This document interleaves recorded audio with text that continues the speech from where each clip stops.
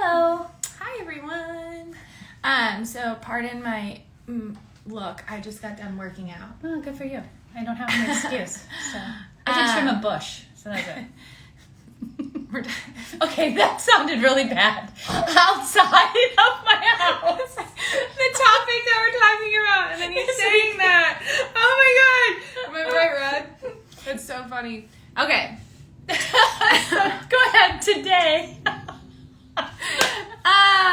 Here we go. Okay, so today, why don't you give the intro? We're super excited because our topic today is Rekindle the Flame, and we have our own she therapist, Shelia Dwyer, who is a licensed marriage and family therapist, joining us this morning or this afternoon, or whatever time it is, to talk to you guys about ways that we can do this beyond sex hormones, basically communications and tips and tricks and tools that she has to give you guys today as we talk about this topic.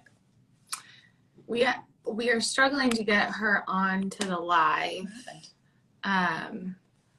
but while we work on that, let's talk a little bit about what we know about libido and sex drive as far as women go. And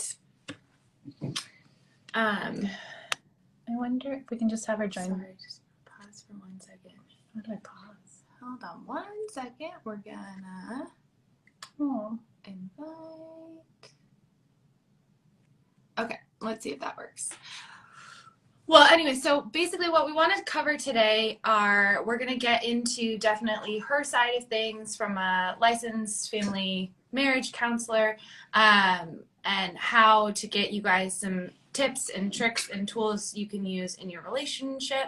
And that is all great. From our standpoint, I think a lot of women and a lot of people, when dealing with their libido, they are focused a lot on their sex hormones. So if you just have like no desire for sex, no desire for your partner, there's a lot of times something physical happening, right? So your estrogen, progesterone, testosterone levels are probably out of balance somehow, which is driving down your drive, your sex, or your sex drive. Mm-hmm. And that's great, and that's a piece of the puzzle, but sometimes I think in the holistic and functional medicine space, we miss the other part of the puzzle, the other piece of the puzzle, and that's really about communication and how we navigate this stuff with our husband. I mean, for women, it's very mental and emotional. Sex is very mental and emotional, as well as physical. So sometimes even when we're in a very healthy state or a very healthy space, we're still experiencing low libido, low sex drive, or lack of intimacy. So that's why we decided to cover this topic, and we're going to steer away from what we normally do, which is talking about balancing those sex hormones physically, and talk more about the mental and emotional piece. And we are really having a... Oh, yay! Wow! So, Hey. hello, how are you? Really good, I guess. I mean, I'm sorry about that. I actually technically figured it out, what was in the way of me joining this live. So, Well, there you are. All right. Well, I'm glad we're here together. I was listening a little bit to your introduction, so I don't want to interrupt, so you can continue if you'd like. No, you go right ahead. Go ahead. What were you going to say? Well, I was just going to say, now that you're on, I'd love for you to do an introduction about you and your background, and then we can get kind of into the nitty gritty, but we'll just kind of turn the focus onto you. That's what us counselors like, right? Yes. All of the focus is on the other person. Which we'll be doing today. Yeah. All right. So, oh no. Did we lose yet? Boy.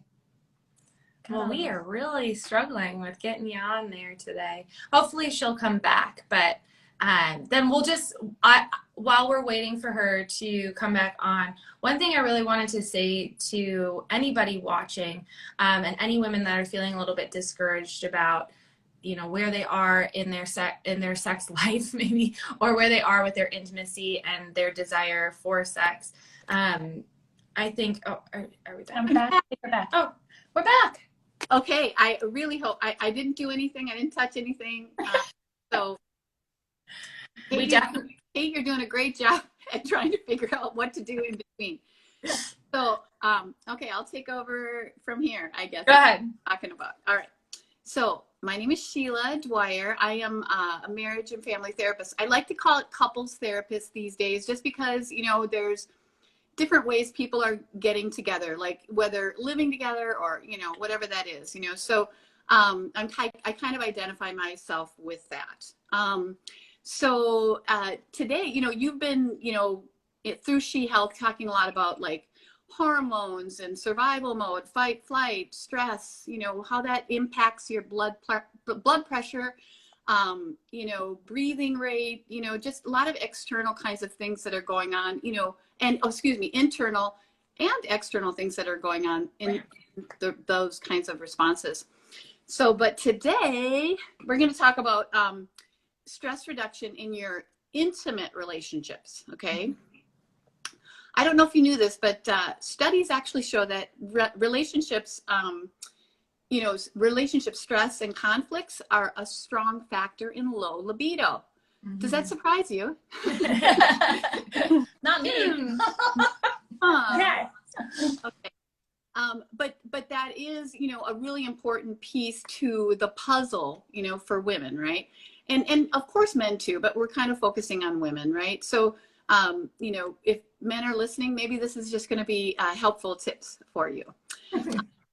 All right. So when we think about this, the well-being and intimacy are closely related. So really intimacy impacts our brain, right? Which is part of where, kind of stress is, right? So we have that emotional intimacy, and that is, that emotional connection, kind of feeling the closeness. And then there's physical, right? Which is spatial. So that's the, actual connection we're making. If we're hugging, obviously kissing or having sex, right? So those are kind of the types of intimacies. But we know, right, and what you probably have spoken to, that generally speaking, right, women are needing more emotional connection. Mm-hmm. And so, in that emotional connection, feeling supported and improving that sex drive, essentially, right? Mm-hmm. And so, as we're, kind of talking about the, progression of, stages of life, changes that occur within the context of relationships. So we've got the, you're dating, right? It's all awesome, wonderful, super cool. You can kind of do your own individual things with that. And then you're moving into potentially, creating, more closeness by living together or getting married. And then the big bomb happens. Right? Yeah. Beautiful bomb. I'm not saying, and this could come in 2s or 3s or 4s, but but the beautiful gift of children. Mm-hmm. And so, something changes for us, as we move into and transition into that part of our life. And so, we sometimes, we think we're kind of grounded as a couple, when we enter marriage together, and then we start having children, and then we find that there's differences. There are differences in, maybe even our own upbringings, that can be playing a role in how we are working together in a relationship, how we are communicating in relationship, and how we are connected in the relationship. And so, not to get too deep into like layers, but there can be some what we call adult attachment kinds of things that might need to be looked into, just to kind of identify, like, what was my experience in childhood and how might this be affecting, my ability to get into the next step of, this stage of life, which is now raising a child, and then doing it together with my person, my spouse. Okay. And so I think that's really important to kind of share that information, because I think we don't really always look there. And just like you both speak to a lot, what you do is root, finding out the root of what's going on, surface kinds of things. This is the same kind of thing. It's identifying what is going on at the root so that we can have the best relationship we can, because I guarantee you, you will experience more and more challenging things, and that's just part of life. Wonderful things too, right? Joy, and all of that, but you will experience more challenging things as you grow your family, as the children grow, and parenting becomes even can be considered a bigger role in their lives. Yeah. So with that said, it's really thinking about kind of these things that happen, right? And I think a lot of what is going on is related to communication. And so there's different things that are happening at these different stages too. So when you think about your postpartum, you have this baby, you've gone through a lot. A lot of moms, right, think, well, crap, I just had this baby, I gotta nurse the thing, I gotta, most of the time at the very beginning, you're getting up early in the evening, or early in the morning, doing that routine, and maybe depending on the break you've had from if you do work outside the home, you're kind of looking for a little bit of rest before you have to get back to that point. Yeah. So, but what happens a lot of time is that it's almost this natural little bit of resentment that just starts to peek in, and and you might work to communicate with your partner, spouse, and you're like trying to whatever it is, like, hey, I'm tired, I need some help, right? And when you're not seeing those things happen in a like timely fashion, it actually is irritating, because why? And you guys can probably speak to this just from, having a baby. Your hormones are bouncing all over the place, and so, and regulating that with getting care like you provide is going to be very helpful. And so, but it's real, so I always think, like women, we have this tendency, and what you guys talked about last week in terms of like this gaslighting piece, right? Is we kind of question ourselves, like, is something going wrong with me? Am I just being picky? Blah, blah, blah, right? Yeah. And when we start doing that, we begin to go kind of on a slippery slope of losing ourselves a little bit, like we are experiencing just kind of like, well, all I'm doing is, caring for others, and not myself. Yeah. And so then as we talked about that resentment just a little bit ago, well, guess what? That just went a little bit more. And so there's this meter that's kind of building, right, on what's happening. And this is the change, remember, because nobody's ready. Really, I can't imagine if anybody's on here that can say that they're ready for this. I'd like to talk to that person. But so you're not ready for this, no matter what. You can be a child care provider all your life, and then you have a baby and it's completely different. Whatever your experience has been, having your own child makes a big difference. So you have to give yourself a little bit of grace and really know and be accepting of, okay, I am going through changes right now. And the things that I'm thinking about and the things that are going on for me are important, and they're worth sharing, and I think the really important part here is, how am I sharing, right?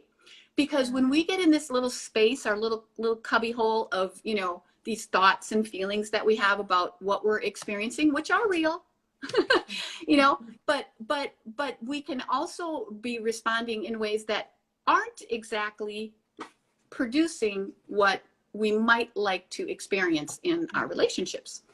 So I'm definitely a person that is kind of like, you gotta check both angles. It's not, the other person, right? It's like, you gotta really take a look at yourself and what am I doing and how am I communicating? And really, it's really this mentality too, is I don't want my resentment to build. I don't want this to get worse.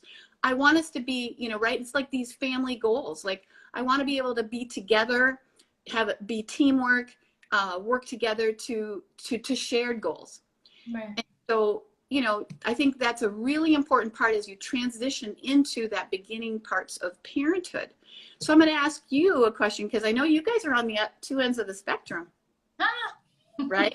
You've got one, Sure. you know, new parent, right? And the other that has adult children. And so, you know, let's speak to the one that is a new parent. So, you know, as you're hearing me speak, Kate, what comes up for you? Like, you know, you have followers, you feel like this is an important subject. What are some of those things that you think your followers would like to know about what I was just speaking about? Yeah, well, I think, you know, the biggest thing is at first you have the baby, and you feel like now it's not it's not even just your like mental capacity for like caring for somebody else. It's literally your physical space. So like your body is changing. You're no longer like, you feel like you're out of control, like different things are happening, your boobs are all crazy, and you know what I mean, like you hurt in different places. Like you still, even though the baby is now out, you still feel like you're out of control of your own body, and you're witnessing the people closest to you not experiencing that, especially your partner. You know, they don't have those challenges, even though, yeah, they're waking up when the baby cries and stuff, but it's this added piece that you're kind of looking at them and like, well, you don't understand. So that's where it started for me, like as far as resentment goes. That's really where it started. I was like, you don't have to, yeah, I get it, you're not sleeping, but like I get all this other stuff going on. And then what ends up happening over time is we start, you know, at least what did happen for us is we started playing this like marriage scorecard. And this, you know, you did that, I do this, and we started to like pull apart as a team. And then that also contributed to that resentment, because it was like, well, I did more than you today, or you did more than, you know what I mean, or you did less, or whatever. And that was a real struggle. And then the third piece was really feeling like at times I was mothering another child. Yeah. Like you know, you have, because I think we as women we struggle with giving up control of, and letting people help us, because I think we're naturally just so used to being in that space where like we're the caretakers and the nurturers and the everything. And so it's giving that control up to somebody else to not only explain that we need care, but also like, I'm gonna let you take care of this most precious thing that just happened to me, is really, really challenging. That I just grew. It's really challenging. And so sometimes there's a little bit of martyrdom in there, but sometimes it was like I also had to clean up after him. I also had to like instruct him. I also had, which I didn't have to do, but it was something that I was doing. And so then I was feeling like, oh, well, I just, you know, I have 2 kids. I don't have a partner. I have another child that I'm taking care of. And so, you know, yes, your hormones are all over the place too, and those aren't in balance. So we talk a lot. Yeah. And we talk a lot. Stress steals from those sex hormones that do drive the physiological sex drive. Stress takes from that. Like you're in the tank for all of those systems to work. Right. But what's, you know, the external thing that's causing that stress is that partnership that no longer feels like a partnership. Right. And so it's too faceted. It's like it's a cycle, I guess, if you will. It's like I have this external stress, so I'm definitely not feeling intimate or a connection with you, but that's causing stress. So now my hormones are even more out of whack, and I'm definitely not getting any just like drive out of nowhere to be with this person. And then it just continues. Yeah. So let me interject here real quick. So yeah. So is the experience where, you know, like you're kind of have an expectation of you know, your husband to be stepping up and not having to you know, like, let's say, remind him or ask him or, you know, those things. Yeah, absolutely. Yeah. And I think that's normal because, you know, think about you know, like you were you were individuals at one time, kind of taking care of each other, right? Then you've got somebody now that you're taking care of together. But what I'm hearing is like, you know, the feeling of the lean, right? But I think one of the things that you're speaking of is really important, and that's ongoing in relationship through the stages of, you know, growing a family, and then at the very end of Sheila, can you hear us? letting, We're losing, you know, connection a little bit. Are you, adults is your internet, do you have bars on your phone? be adults, right? And so, I think she can. oh, did you lose me? Yeah, for we a second. lost your audio. We lost your audio. We Did you lost lose what me? you just said. What? Yeah. I did there. Yeah, we did. If you can just repeat what you just were talking about with. Oh, no. That kind of day. Yeah. I'm bummed because it's so Yeah, I awesome. hear you. Oh, you can hear us, but I we hear can't hear you. you. I can't see that with this Kind of keeps going. being here. But I can't see if I have not. Oh, yeah, I think we might have But I'm lost, here. yeah. You're there? Okay. Okay. All right, well, go ahead. Keep talking. I just lost visual. Okay, Yeah. but are It's not us. here? Oh, I love that. That's what I love about, you know. So, Hold on, Sheila, you're cutting in and out a lot. well, Wait. I guess what I was saying, you're on the It's her. Yeah. It's your internet connection.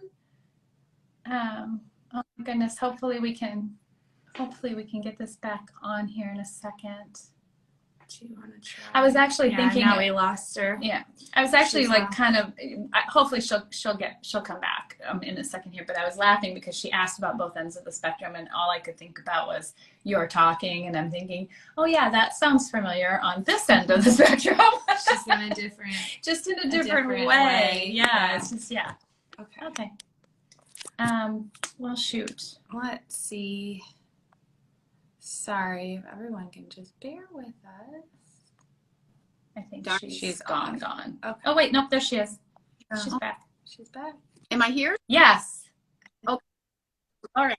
We Here don't we know how strong the internet go. connection is yet. Okay. Go. I see you, so I guess that's good. Let me know if okay, so what sharing it, hello? Can you hear me? Can you hear me? You know what I might suggest? Okay, so if you, I'm just going to do a little technical training here. Yeah. So if you go up in the very hand corner, up by where your internet signal is, and pull down that corner, and then just Go on turn your off, cell phone data. just turn off the Wi-Fi, and just go on cell phone data.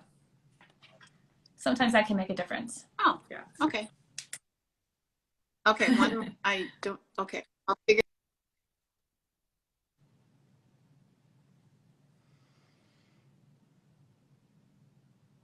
Well, what do you do? We keep trying. Yeah, we can try for another little minute, and then if not, we can do kind of a reboot, I guess. We can try again and do like a redo tomorrow too if we can't get it. Not tomorrow, but we could. Well, We yeah. could just continue. We could just do a conversation and put it onto the end of this video too, so that she can. Am I ready? Talk about all the things that she. I don't think so. Can you No, hear me? unfortunately. We could just move it to next Tuesday too. We could just kind of do a redo and see if we can't get a better internet connection. Sorry, guys.